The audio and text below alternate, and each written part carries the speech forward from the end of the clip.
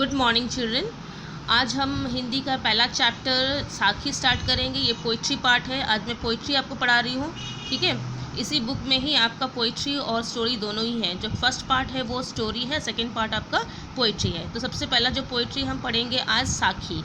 साखी जो है कबीरदास जी की लिखी हुई रचना है, जिसमें उन्होंने बहुत सारे नीतिपरक ज्ञान को हमें प्रदान किया है, जिसके द्वारा हम उन नीतिपरक ज्ञानों का आचरण करके अपने जीवन को और अपने समाज को एक उच्च दिशा की तरफ लेकर जा सकते हैं।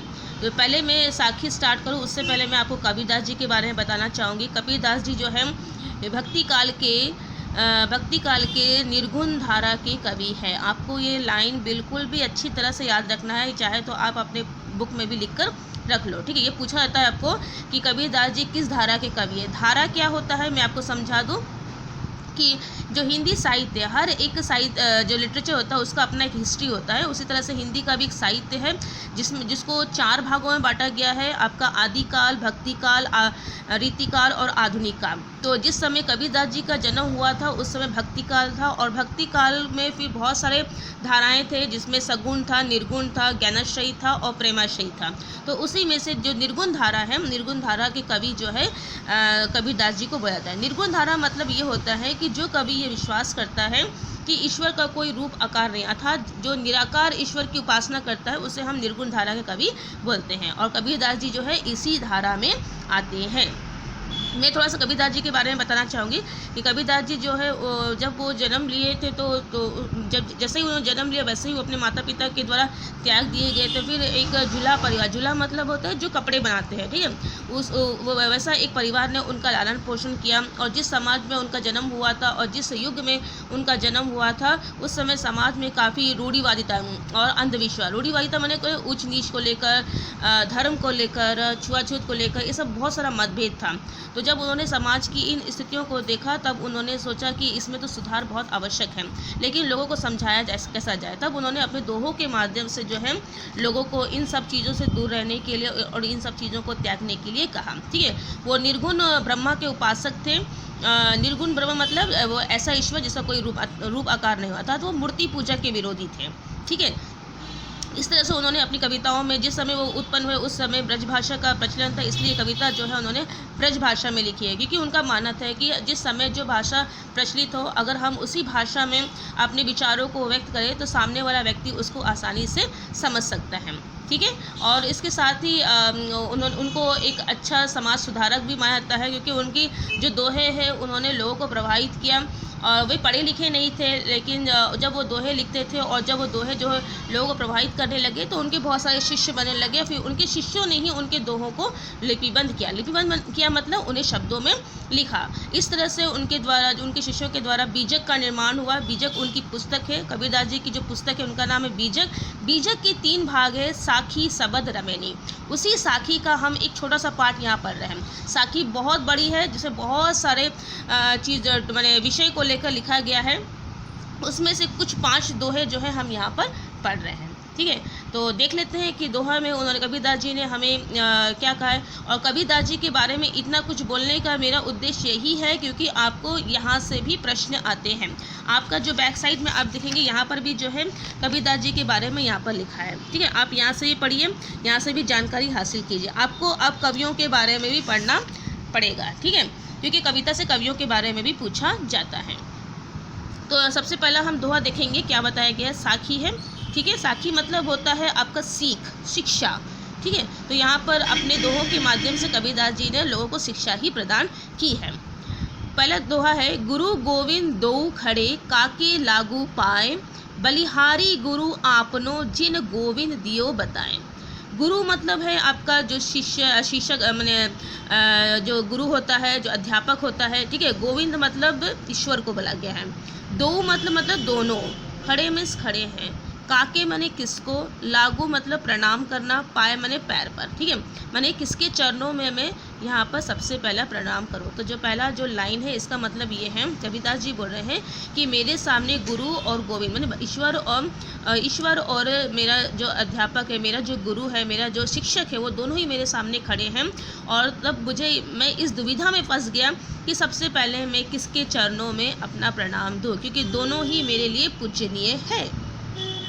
बलिहारी गुरु आपनो, तब उन्होंने क्या निर्णय किया, बलिहारी मतलब अपने आप को निछावर कर देना, गुरु मतलब जो आपका शिक्षक है उसको बोला गया, आपनो माने अपने आप को, जिन गोविंद दियो बताए, जिन माने जिन्हें, गोविंद माने ईश्वर, दियो बताए माने बता देना, ठीक है।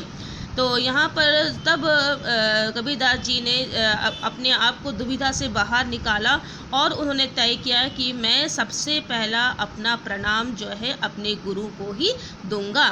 माने मैं अपना सब कुछ जो है बलिहार मैंने अपना सब कुछ निछावर जो है अपने गुरु को ही करूँगा, क्योंकि गुरु ने ही मुझे ईश्वर तक जाने के रास्ते को बताया है। यदि गुरु नहीं होता तो शायद मैं ईश्वर तक पहुंचने के रास्तों को भी समझ नहीं पाता, ठीक है। इस तरह से प्रस्तुत पद में कबीरदास जी ने गुरु के महत्व को बताया है कि गुरु जो होता है अपने शिष्य, अपने छात्र के लिए एक ऐसा दीपक होता है जो अपने प्रकाश से उसके जीवन के अंधकार को दूर करता है। इसलिए कबीरदास जी ने कहा है कि प्रत्येक मनुष्य प्रत्येक मनुष्य के जीवन में उसका जो गुरु होता है उसे सबसे ऊंचा स्थान उन्होंने दिया है। गुरु को ईश्वर से सर्वश्रेष्ठ माना है, क्योंकि गुरु ही जो है अपने शिष्य को जो है संसारिक दुनिया चाहे या आध्यात्मिक हो, हर एक चीज़ के विषय में सबसे पहले जानकारी उसे वहीं से मिलता है। सही और अच्छी जानकारी जो है उसे वहीं से मिलती है, ऐसा कबीरदास जी का मानना है। आई होप कि आपको समझ में आ रहा होगा। यदि आपको कुछ भी प्रॉब्लम होता है समझने में तो तुरंत ही आप मुझे लाइव क्लास में पूछेंगे, लेकिन कोई भी डाउट अपने दिमाग में नहीं रखना है, ठीक है। आगे बढ़ते हैं हम लोग। जब मैं था तब हरि नहीं, अब हरि है मैं नाही, प्रेम गली अति साखरी तामे दो न समाही। तो ये जो दोहा है, मैं एक बात बोलना आपको भूल गई हूँ। ये जो साखी है, साखी में दोहों का संग्रह है, ठीक है। देखिए 2 लाइन की कविता है, 2 लाइन की जो कविता होती है उसको हम लोग सॉरी दोहा बोलते हैं, ठीक है। तो ये भी आपको रखिएगा, पूछा जाता है ये भी कि क्या है ये कविता नहीं है, ये दोहा है, ठीक है। 2 लाइन में लिखा है, देखिए 2 लाइन में लिखा हुआ है। 2 लाइन में लिखी हुई जो कविता होती है उसको दोहा बोला जाता है, ठीक है। जो 4 लाइन में लिखा होता है उसको चौपाई बोला जाता है, और जो 4 से अधिक लाइन में लिखा जाता है उसको पद बोला जाता है। तो आगे देखते हैं। जब मैं था तब हरि नहीं, अब हरि है मैं नाही, प्रेम गली अति साकरी तामे दो ना समाए। अब यहाँ पर कबीरदास जी बोल रहे हैं जब मैं का मतलब है यहाँ पर अहंकार से है, मनुष्य का जो अहंकार है उसको बोला गया है। तब हरि नहीं, हरि माने ईश्वर है, ठीक है। अब हरि है मैं नाही, नाही में से नहीं। प्रेम गली, जो प्रेम का जो गली है, अति माने बहुत, साकरी मतलब बहुत ही संकरा है, बहुत ही पतला है, तामे मतलब जिसमें, दो माने दो, ना समाही, समाही माने समा जाना, ठीक है। तो यहाँ पर कबीरदास जी बोल रहे हैं कि जब मेरे अंदर, मैंने यहाँ पर उन्होंने बताया है कि जो अहंकार है मनुष्य का सबसे बड़ा शत्रु होता है। अहंकार के वश में आकर मनुष्य अपना विवेक खो बैठता है, और उसके पश्चात उससे होने वाला जो अपराध है, उससे होने वाली जो भूल है, उसे क्या करती है, उसे अवनति की ओर, माने उसे विफलता की ओर ले जाती है, ठीक है। तो यहाँ पर कबीरदास जी बोल रहे हैं इसलिए मनुष्य को हमेशा अपने अहंकार से दूर रहना चाहिए। और साथ ही उन्होंने ये भी बताने का प्रयत्न किया है कि जिस व्यक्ति के अंदर अहंकार होता है वो ईश्वर की भक्ति नहीं कर सकता। ईश्वर को प्राप्ति करने का सबसे सरल मार्ग है प्रेम का मार्ग ही है। प्रेम के मार्ग के द्वारा ही, प्रेम जब रहेगा तभी आप सच्ची भक्ति कर पाएंगे, श्रद्धा से भक्ति कर पाएंगे, तभी आप ईश्वर को प्राप्त कर पाएंगे। अहंकार के द्वारा आप ईश्वर को प्राप्त नहीं कर सकते। इसलिए कबीरदास जी बोल रहे कि जब मेरे अंदर अहंकार था, जब मैं था, मैं मतलब जब मेरे अंदर अहंकार था, तब मैं ईश्वर की भक्ति नहीं कर पाया, तब मैं हरि को प्राप्त नहीं कर पाया, अर्थात मैं ईश्वर की भक्ति नहीं कर पाया। लेकिन जैसे ही मेरे अंदर ईश्वर की भक्ति का उत्पन्न हुई कि तब मैं क्या देखता हूँ कि जो मेरे अंदर का जो अहंकार है वो अपने आप ही दूर हो गया, बिल्कुल मेरा स्वभाव जो है स्वच्छ निर्मल हो गया, ठीक है। तो ये प्रभाव है ईश्वर की सच्ची भक्ति का। प्रेम गली, अब वो बोल रहे हैं जो प्रेम का मार्ग होता है वो बहुत ही पतला है। प्रेम के मार्ग में एक साथ भक्ति और अहंकार दोनों नहीं प्रवेश कर सकते। आपको किसी न किसी का त्याग करके ही आप यहाँ पर आगे बढ़ सकते हैं। तामे दो न समय में दोनों जो है एक साथ इस प्रेम गली के अंदर प्रवेश नहीं कर सकते। इसलिए कबीरदास जी बोल रहे हैं कि सबसे उचित होगा कि हम अपने अहंकार का त्याग करके प्रेम के द्वारा ईश्वर की प्राप्ति के आगे बढ़े। ठीक है, ये है आपका सेकेंड दोहा। तो आई होप कि आपको समझ में आ रहा होगा, फर्स्ट दोहा आपको समझ में आया होगा। आगे हम चलते हैं। कांकड़ पाथर जोरी के मस्जिद लई बनाए, ता चढ़ी मुल्ला बांग दे क्या बहरा हुआ खुदाए। अब यहाँ पर देखिए काकर पत्थर, यहाँ पर देखो, यहाँ पर मीनिंग भी लिखा हुआ है। ठीक है, यहाँ पर देखिए, यहाँ पर जो नंबर दिया है ना, यहाँ पर देखो ये सब जो है मीनिंग दिया गया है। ठीक है, अच्छा, कांकर मतलब जो होता है पत्थर को बोला गया, छोटे छोटे टुकड़े जो होते हैं, कंकड़ जो होते हैं उसको बोला गया है। पाथर मीन्स पत्थर, जोरी मतलब जोड़कर, के मने के, मस्जिद मने जो मस्जिद होता है, लई बनाए, लई मने वो सब तो कंकड़ पत्थर जोड़ कर सबको बनाया गया। ठीक है, ता चढ़ी, ता मने उसमें, चढ़ी में चढ़ना, मुल्ला जो मस्जिद में ईश्वर की आराधना करता है उसको बोला गया है मुल्ला। बांग दे मतलब है जोर जोर से चिल्लाता है ना, अल्लाह अकबर अल्लाह अकबर, उसको बोला गया है। ठीक है, क्या बहरा हुआ खुदाए, तो बहरा मीन्स जिसको सुनाई नहीं देता, और खुदाए मीन्स खुदा। अब यहाँ पर कबीरदास जी ने जो समाज की रूढ़िवादिता है, ठीक है, जो अंधविश्वास है, उस पर उन्होंने व्यंग किया है। व्यंग क्या मतलब, उस व्यंग मतलब होता है जब हम दूसरों की गलतियों को हंसते हुए उनको समझा दे, वही होता है व्यंग। ठीक है, तो उन्होंने समाज की रूढ़िवादिता अंधविश्वासों पर व्यंग किया है और कहा है कि जिस मस्जिद को कंकड़ पत्थर जोड़कर बनाया गया, भगवान के लिए बनाया गया, जिस मस्जिद को जिसमें ईश्वर की आराधना करने के लिए बनाया गया, काकर पत्थर जोड़ी की मस्जिद ले ही बनाए। ठीक है, कंकड़ पत्थर जोड़ के बहुत ही सुंदर ईश्वर के लिए मस्जिद बनाया गया। तब फिर क्या, ता चढ़ी मुल्ला बांग, और उसी मस्जिद के ऊपर चढ़कर मुल्ला जोर जोर से बांग दे रहा है। बांग दे रहा मतलब चिल्ला रहा है कि अल्लाह अकबर अल्लाह अकबर। तो कबीरदास जी बोल रहे हैं कि इसकी क्या आवश्यकता है, इतने जोर जोर से ईश्वर को पुकारने की क्या आवश्यकता है। क्या तुम्हारा ईश्वर क्या बहरा हो गया है कि ईश्वर तक तुम्हारी आवाज़ नहीं पहुंच रही है।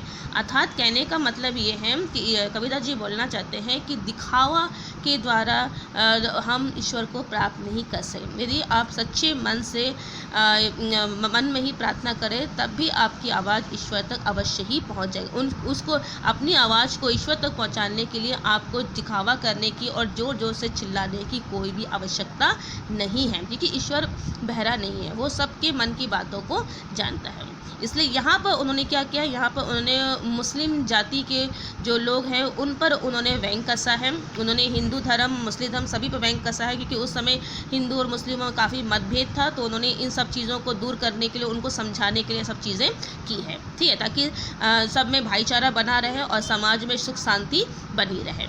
ठीक है, तो जो गलत चीज़ें जो हो रही है उन सब चीज़ों को लोगों को रोक सके और सही चीज़ों को समाज में ला सके।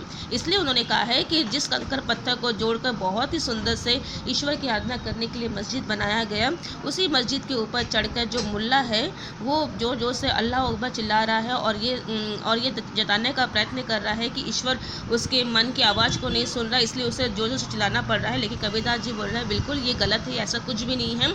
ईश्वर कोई बहरा नहीं है कि वो तुम्हारी आवाज़ ना सुन सके। यदि तुम सच्चे मन से अपने घर पर रहकर भी उनकी आराधना करो और उनसे विनती करो, तो वो विनती भी उन तक अवश्य ही पहुंच जाएगी। ठीक है, ये है आपका थर्ड दोहा। तो मैं आज 3 ही दोहा पढ़ा रही हूँ। नेक्स्ट जो दोहा है मैं नेक्स्ट क्लास में पढ़ाऊँगी। आप 3 दोहे को देखिए, ध्यान से पढ़िए। यदि कोई चीज़ें नहीं समझ में आती है तो मुझे ज़रूर पूछिएगा लाइव क्लास में। और एक बात है चिल्ड्रन कि यहाँ पर जो है जो वर्ड्स मीनिंग है बहुत ही इंपॉर्टेंट हो जाता है, क्योंकि वर्ड्स मीनिंग आपके क्वेश्चन में आएंगे तो हर एक वर्ड का मीनिंग आपको आना ही चाहिए। मैं स्टडी मटेरियल में भी वर्ड मीनिंग दे रही हूँ, आप अच्छी तरह से वर्ड मीनिंग पढ़िएगा। जो भी आपको नोट्स प्रोवाइड किया जा रहा है वो भी अच्छी तरह से पढ़िएगा। वो नोट्स में भी यदि आपको कोई प्रॉब्लम होता है तो आप मुझे ज़रूर पूछिएगा, लेकिन कोई भी डाउट अपने मन में मत रखिएगा। ठीक है, आई होप कि आप समझ में आ रहा होगा और आप वीडियो भी अच्छी से तरह से देखेंगे और सब चीज़ों को भी फॉलो करेंगे। और एक बात मैं बोलना चाहूँगी, जो भी कार्य दिया जा रहा है आपको एक गूगल फॉर्म मिलेगा, इससे रिलेटेड, इस पोइट्री से रिलेटेड गूगल फॉर्म को आपको सबमिट करना है, ठीक है। उसी के बेस पर आपका असेसमेंट होगा, ठीक है। और भी बहुत सारे पॉइंट्स हैं जो मैं आपको लाइव क्लास में डिस्कस करूंगी, और मैं ये भी उम्मीद करती हूँ कि सभी लोग लाइव क्लास भी ज्वाइन करेंगे। क्लास 8 की तरह आधे लोग कर रहे हैं आधे लोग नहीं कर रहे, ऐसा मत कीजिएगा, ठीक है। क्योंकि फिर आप लोग प्रॉब्लम क्रिएट करते हैं कि मिस आपने कुछ लाइव क्लास में कुछ बताया है, वीडियो क्लास में कुछ बताया है, वीडियो क्लास में क्या बता रहे हैं वो भी हमको याद नहीं रहता है, लाइव क्लास में क्या बता रहे हैं वो भी याद नहीं रहता है, ठीक है। जो ही मन में आता है, मुझे लगता है कि जो बातें ज़रूरी है जब मेरे मन में आता है मैं बताती हूँ, तो उसको मैं क्या बता रही हूँ क्या नहीं, हर पॉइंट्स को मुझे याद रख पाना किसी के लिए भी याद रख पाना संभव नहीं है, ठीक है ना। तो मैं तो कोशिश करूँगी हर चीज़ आपको वीडियो में प्रोवाइड करो, लेकिन कुछ चीज़ें एक्स्ट्रा हो जाती है लाइव क्लास में, तो उसमें भी प्रॉब्लम क्रिएट मत कीजिएगा, ठीक है। इसलिए उम्मीद कर रही हूँ कि हर एक बच्चा जो है लाइव क्लास ज़रूर ज्वाइन करेगा। यदि नहीं कर पा रहे हैं तो मुझसे फिर पूछ लीजिएगा कि मैंने, या अपने फ्रेंड्स लोग से पूछ लीजिएगा मैंने लाइव क्लास में क्या बताया है, ठीक है, ताकि आपके मन में कोई डाउट ना रहे। बट उम्मीद है कि आप लाइव क्लास ज़रूर ज्वाइन करिए, कि लाइव क्लास का भी अटेंडेंस लिया जाएगा, उस पर भी असेसमेंट होगा, ठीक है। चलो, तो आप ये 3 दोहे को अच्छी तरह से पढ़िएगा, समझिएगा, ठीक है। और कोई प्रॉब्लम होता है तो मुझे ज़रूर पूछिएगा। Thank you.